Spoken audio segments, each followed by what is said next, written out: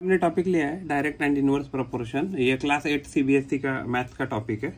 तो एक्चुअली क्या होता है ना, डायरेक्ट रेशियो क्या होता है। डायरेक्ट रेशियो मान लीजिए कोई तो ए क्वांटिटी है, तो ए क्वांटिटी अगर बढ़ेगी तो आपकी जो भी आउटपुट है तो वो जो बी है तो अगर वो भी बढ़ेगा तो यानी कि लेफ्ट हैंड साइड की अगर क्वांटिटी बढ़ेगी तो राइट हैंड साइड की भी क्वांटिटी बढ़ेगी, तो इसको कहते हैं डायरेक्ट प्रोपोर्शन। या अदरवाइज हम ऐसा कंसिडर करेंगे, अगर ए जो है तो ए की अगर वैल्यू कम हो रही है, अगर मान लीजिए ए का वैल्यू अगर कम हो रही है तो क्या हो जाएगा, तो ये जो बी है तो बी का भी वैल्यू कम होगा। तो अगर ए का वैल्यू बढ़ने से बी की वैल्यू बढ़ रही है, या ए की वैल्यू कम होने से बी की वैल्यू भी कम हो रही है, या लेफ्ट हैंड साइड कम हो रहा है तो राइट हैंड साइड भी कम हो रहा है, या लेफ्ट हैंड साइड बढ़ रहा है तो राइट हैंड साइड बढ़ रहा है, तो इसको कहते हैं डायरेक्ट प्रोपोर्शन। इसका एग्जाम्पल है, देखिए मान लीजिए अगर आपने एक मान लीजिए बर्गर लिया, तो एक बर्गर मान लीजिए 20 रुपीज़ का है लगभग। अगर आपने दो बर्गर लिए तो उसकी प्राइस कितनी हो जाएगी, 40 रुपीज़।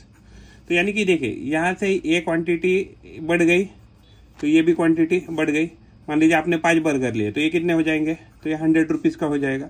वैसे ही अगर आपने वापस 5 बर्गर के बजाय मान लीजिए एक ही बर्गर लिया तो उसकी प्राइस कितनी हो जाएगी, तो ये हो जाएगी 20 रुपीज़ हो जाएगी। तो देखिए अगर हम इन दोनों का कंपेरिजन करें, यहाँ से यहाँ हमने इसकी क्वांटिटी लेफ्ट में कम कर दी तो जो प्राइस है वो भी ओवरऑल कम हो गई, राइट। तो यहाँ भी ऊपर क्या है, अगर इन दोनों की कंपेयर करते हैं, अगर हमने ये इंक्रीज किया तो ये भी इंक्रीज हो गया। तो ये किसका एग्जांपल है, तो डायरेक्ट प्रोपोर्शन का है।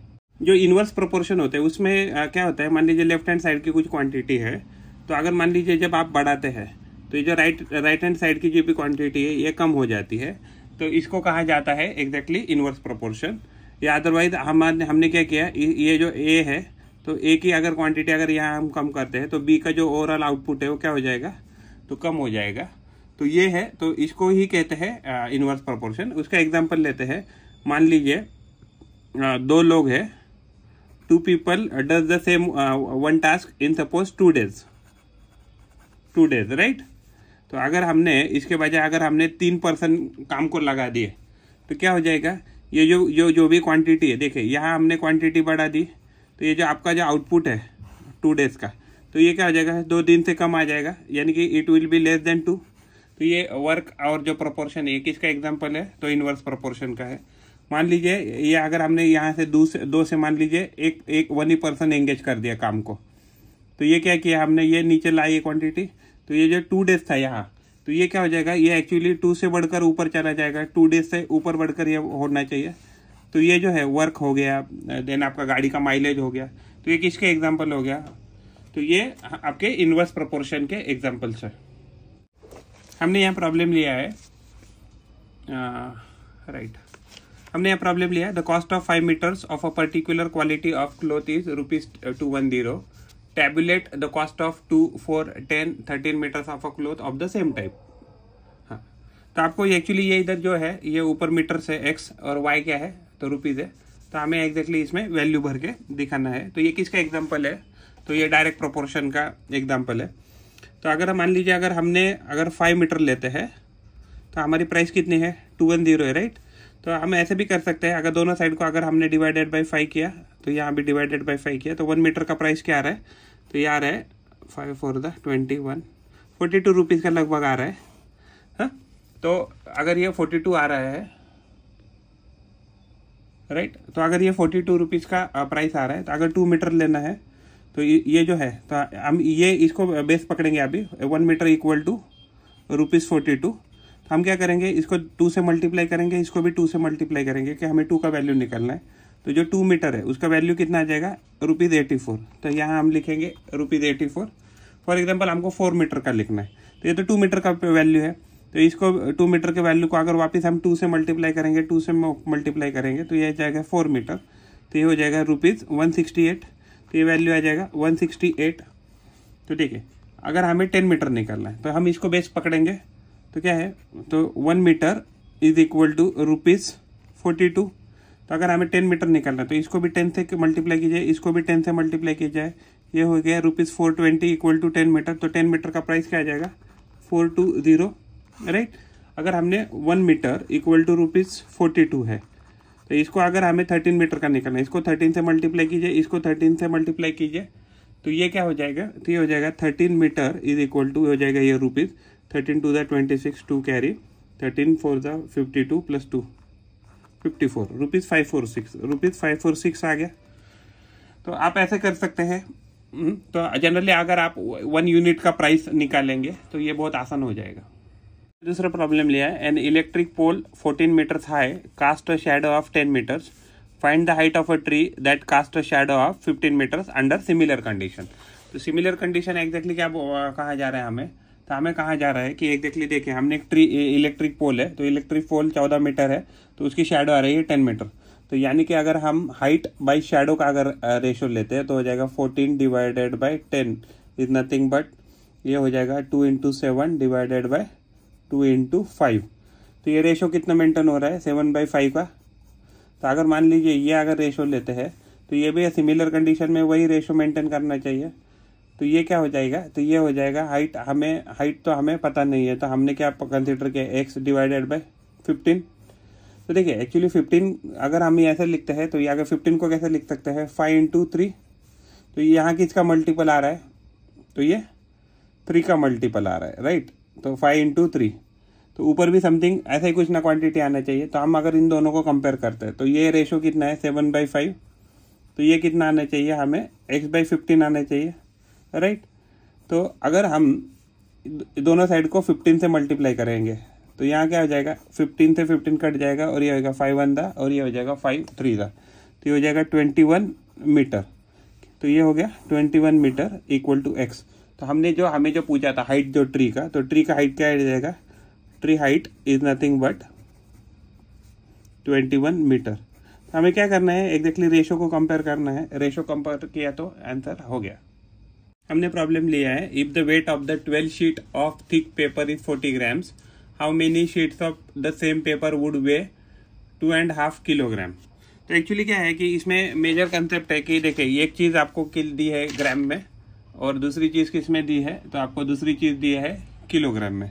तो इधर आप इसको ग्राम में कन्वर्ट कर दीजिए, इस किलोग्राम को ग्राम में कन्वर्ट कर दीजिए, या इस ग्राम को किलोग्राम में कन्वर्ट कर दीजिए। तो अभी मुझे तो ये आसान लग रहा है कि उसको किलोग्राम को ग्राम में कन्वर्ट करने के लिए। तो यानी कि मैंने किया है यहाँ sheet divided by gram.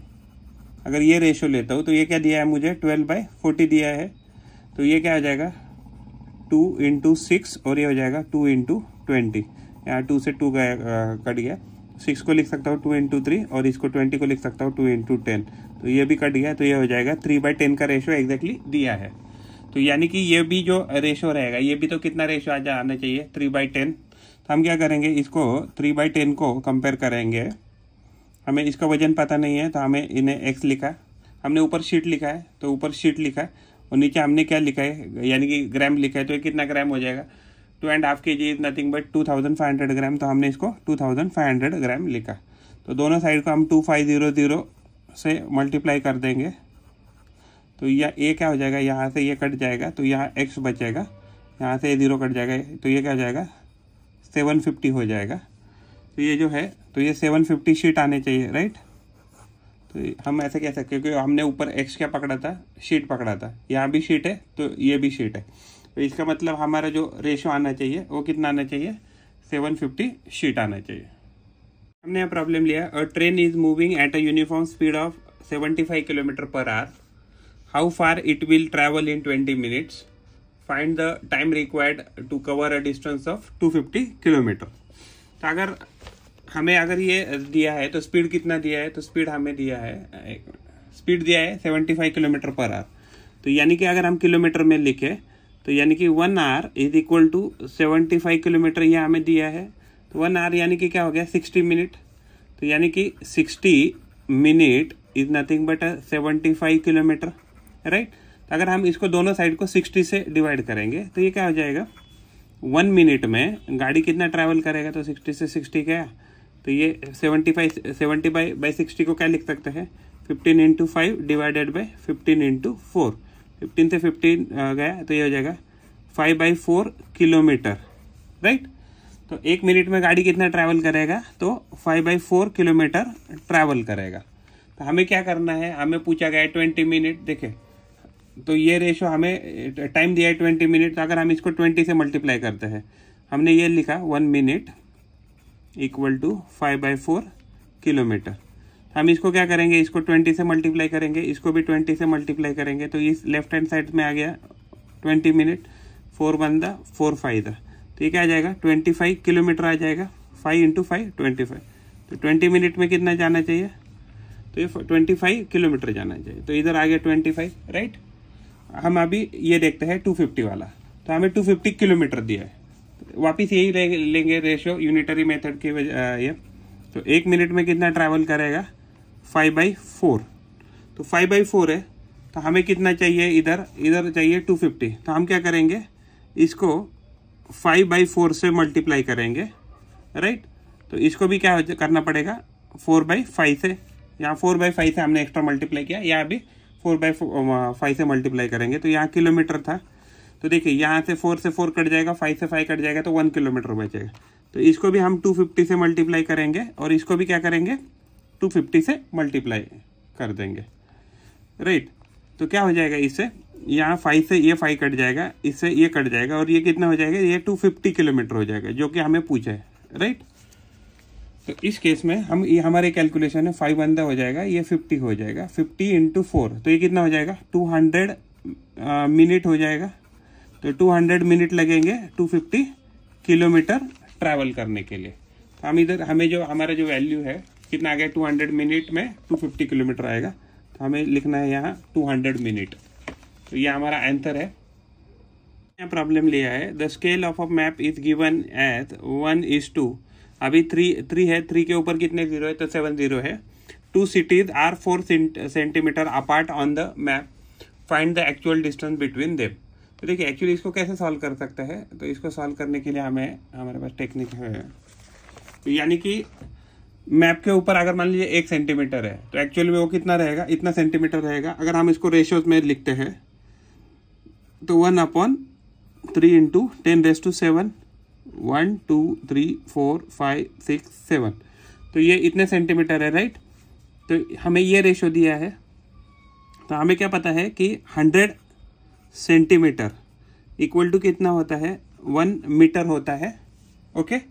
100 centimetre equal to 1 metre होता है। तो यानी कि अगर हम इसको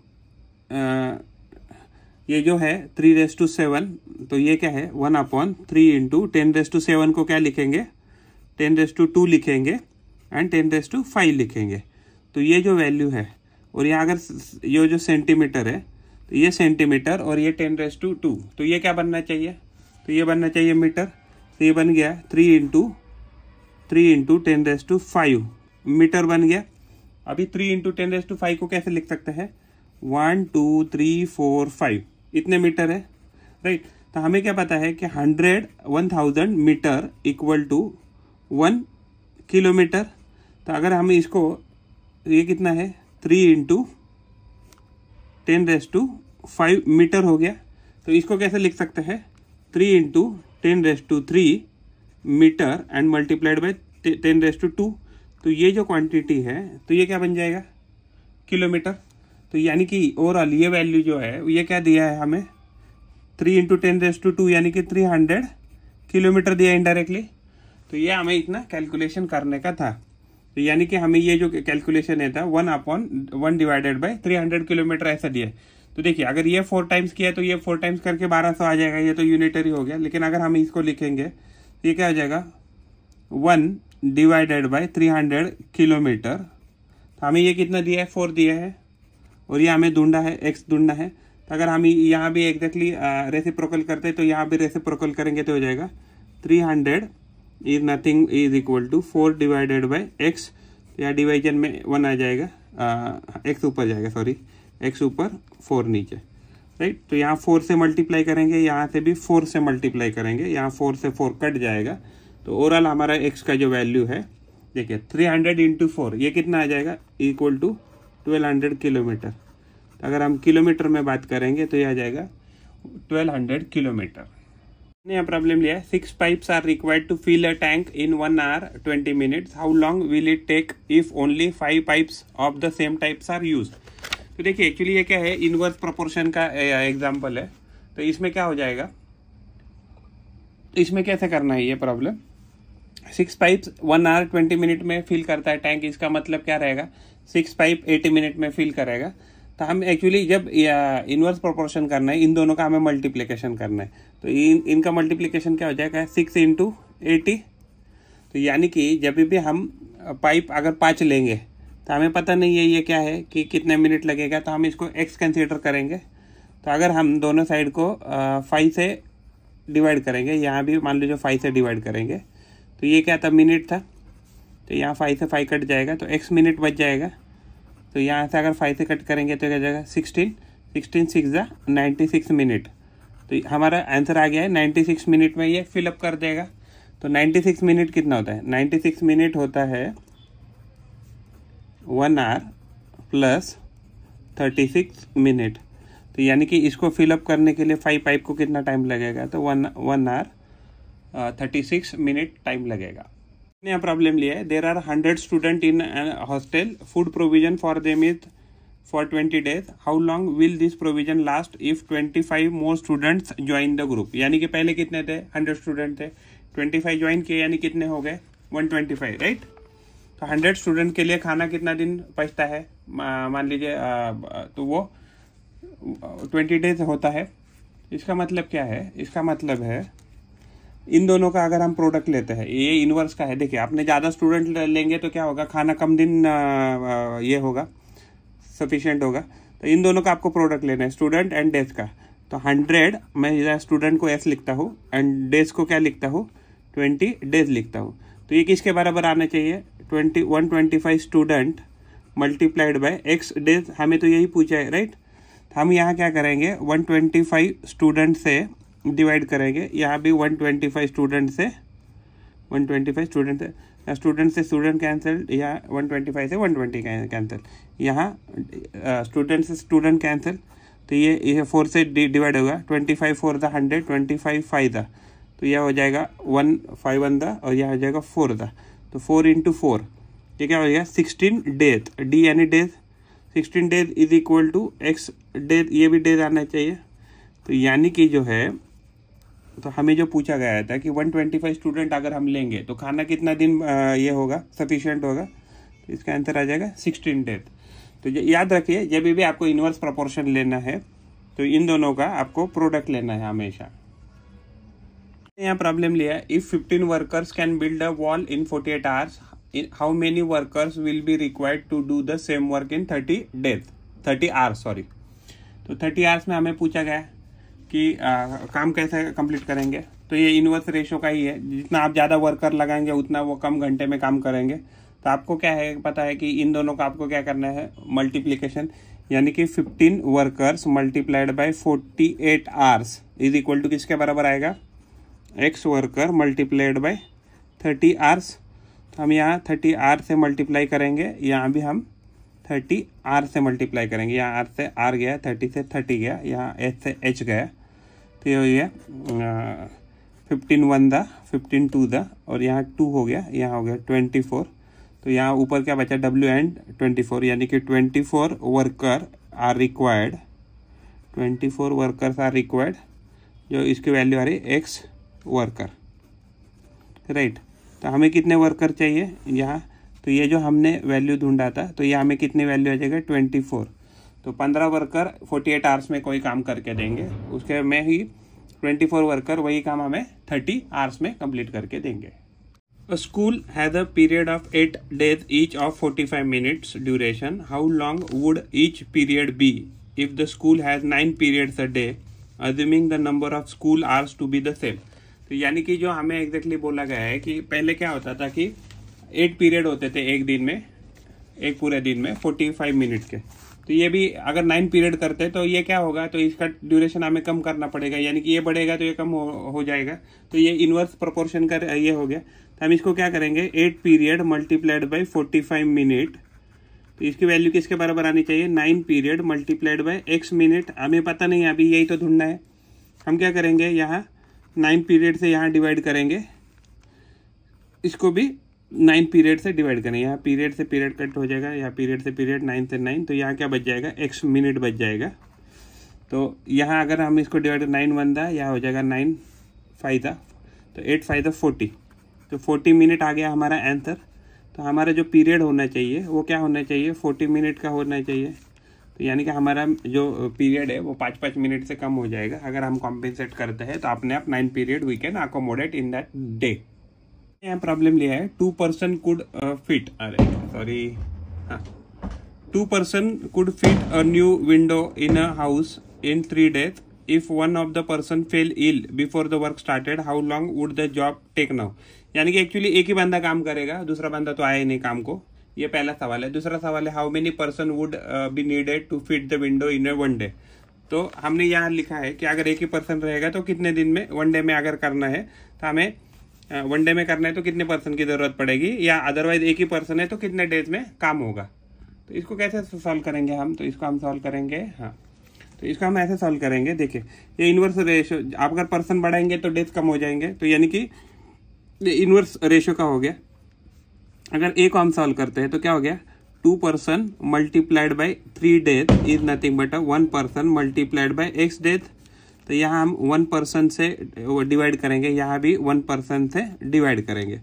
p से p गया, 1 से 1 गया, p से p गया, 1 से नहीं जाएगा, तो 1 ही है। तो ये जो हो जाएगा 3 × 2 6 days equal to x days।